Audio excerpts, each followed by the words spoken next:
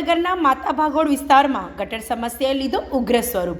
સાવલીનગરના માતા ભાગોળ વિસ્તારમાં લાંબા સમયથી ગટર લાઈન ઉભરાતી હોવાના કારણે સ્થાનિક રહીશો ભારે પરેશાન બન્યા છે।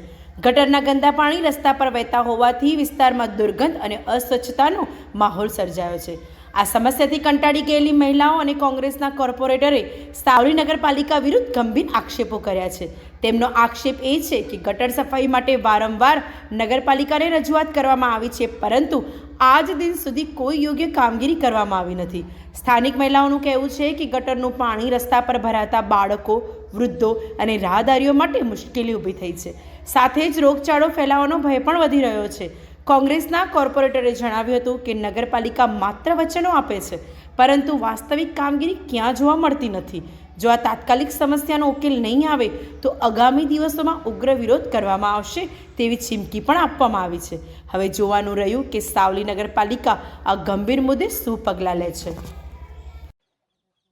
વોર્ડ નંબર 2 ની અંદર માત્ર ને માત્ર ગરીબ મધ્યમ વર્ગના મજૂરિયાત લોકો અહીંયા વસે છે।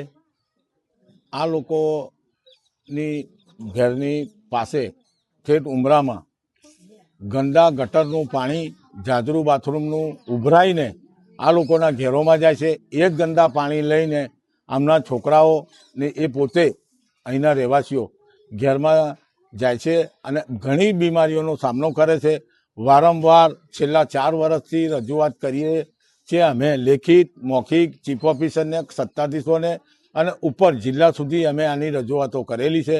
વારંવાર રજૂઆતો કરવા છતાંય આ ગંદા પાણીનું કે પીવાના પાણીનું કોઈ પણ જાતનું નિકાલ કરવામાં આવેલો નથી અને માત્ર ને માત્ર આ લોકોનું ખાલી વિકાસ કે સફાઈ એના માટે જ નહીં થતી કે આ લોકો પૈસા પાત્ર નથી, મૂડીવાદી નથી અને મોટી જાતિના નથી। એના કારણે માત્ર ગરીબ વસ્તી છે, એના કારણે આ વસ્તીની અંદર કોઈ પણ જાતનું ધ્યાન આપવામાં આવેલું નથી। આ નગરપાલિકાનો વિસ્તાર છે કે નહીં તે સત્તાધીશો નક્કી કરે। પૈસાવાળા, સત્તાવાળા અને મૂડીવાદીઓના જ ઘેર આગળ એમના જ મોહલ્લામાં સાફ સફાઈ થાય છે। આવી ગરીબ વસ્તી બાજુ કોઈ પણ જાતનું ધ્યાન આપવામાં આવતું નથી। આમના છોકરાઓ વારંવાર, આ લોકો વારંવાર બીમાર પડે છે આ ગંદકીના કારણે અને ગરીબ મધ્યમ વર્ગના લોકો પૈસાથી ને બીમારીથી બેહાલ છે। તો અમારી સત્તાધીશોને એટલી જ રજૂઆત છે કે આ લોકોના સાફ સફાઈ સ્વાસ્થ્ય સાથે ચેડા ના કરે અને આ લોકોની સફાઈ મોહલ્લાની કરે વહેલી તકે।